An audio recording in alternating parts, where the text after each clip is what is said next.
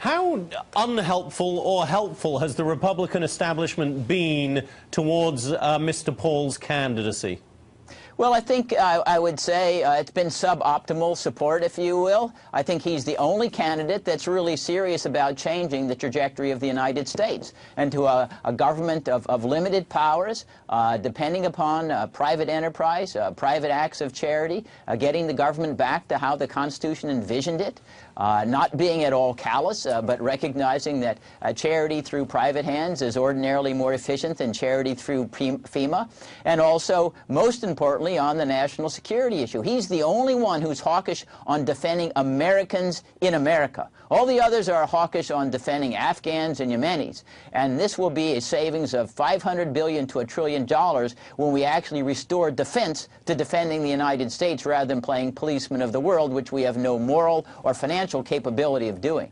Suboptimal support from the Republican establishment. I would imagine that's a polite way of putting it, Bruce. But tell me, if Ron Paul does not win the Republican nomination, how inclined is he towards a third-party run?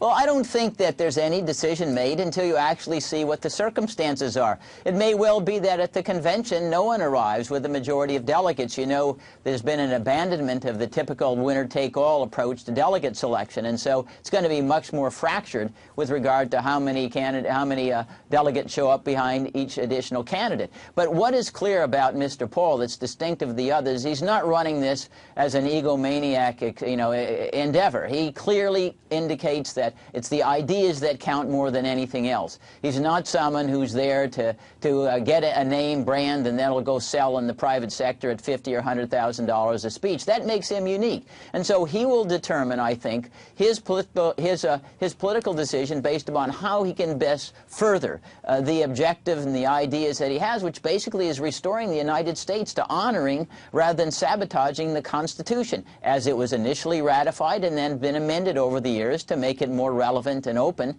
to all classes and all races and genders, etc. How do you think he would fare as a third-party candidate? Mr. Paul obviously has some very, very committed supporters and in pretty large numbers, but do you think he would simply act, if he were to run, simply act as a spoiler and effectively hand the White House back to President Obama? No, I don't. And I think that he gets in the race in whatever circumstances for the ideas. And I think one of the reasons why your polls showed that at present, if you do a face-to-face between Obama and Paul, they're about even Steven, is because candidate Paul, amongst all the other Republicans, is most attractive to the independents, because he rises above, I think, many of the partisan disputes and is in favor of the Constitution. The glory of the Republic is liberty, not dominion. And those things respond to independents who don't view politics as a football game between the red and the blue, and it's a zero-sum game that one party benefits at the expense of the other. You know, everybody should benefit for the success of the United States. The party interest is one that's more marginal, and I think that's why Ron has such an appeal to the independents as well as Republicans who believe the Constitution is our lodestar for moving forward rather than stagnating. And Bruce, what do you hope and expect to see for Ron Paul in New Hampshire tonight and on to South Carolina in a couple of weeks?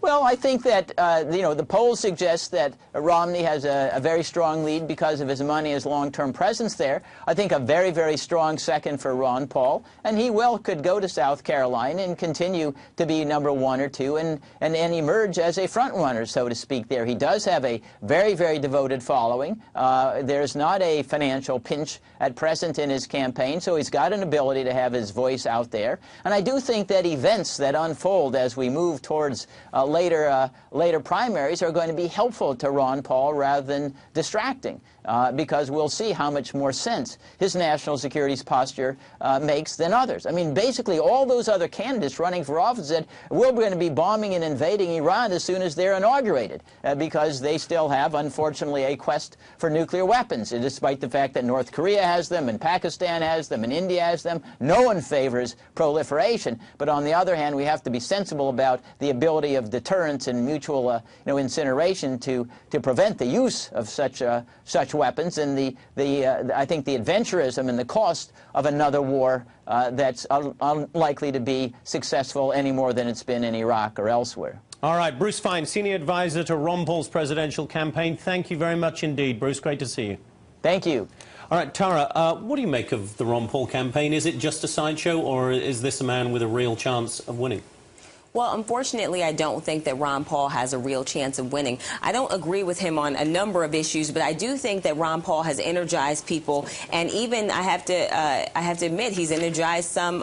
He has some small Democratic following and independent following, and I think it's because of his refreshing candor for the most part, and I think that draws people to him. He has a very devoted following of people. He's bringing some issues to the forefront that no one else is talking about, like the war on drugs and its impact on our society, the fact that we seem to have a very strong appetite in our government for war, and I think the American people are very war-weary at this point. But Ron Paul also has some other serious issues. He wants to do some things that I think go beyond where mainstream Americans are at this point, getting rid of the Fed. And granted, no one's arguing that the Fed has been a perfect institution, but to put monetary policy in control of Congress, I think could be a very dangerous thing. And also the newsletters that came out, the racist newsletters, there are a lot of things that came out that give people pause about Ron Paul. And also, when you become president, you still have to work with Congress. So for better or for worse, you have to work with Congress. And a lot of what Ron Paul wants to do, it seems like it would be very, very difficult for him to get it through our political process. All right. I enjoyed him on the debate on Saturday night, I think it was, when each of the candidates was asked what would you rather be doing than standing up here on the stage. The only one that gave an honest answer? He was the only one who gave an honest answer. The rest of them all said things like, I'd rather be watching college football or things like that. Ron Paul said, I'd rather be reading an economic textbook. And he's probably true, yes. Yes. Some of our chatters weighing in on Ron Paul. Maggie B6 says, if Ron Paul got the nomination, President Obama gets 4 more years to destroy us. Christopher Terry says, Ron Paul is getting a lot of us that have been more than disappointed with the government back involved. That's an interesting point. Another of our viewers with an almost unreadable name, something 2012 no BHO. Says, Ron Paul has good domestic ideas. I withhold judgment on his foreign policy, too much unknown. The Green Sea lovers say, Ron Paul is a freedom fighter and a very, very unselfish man.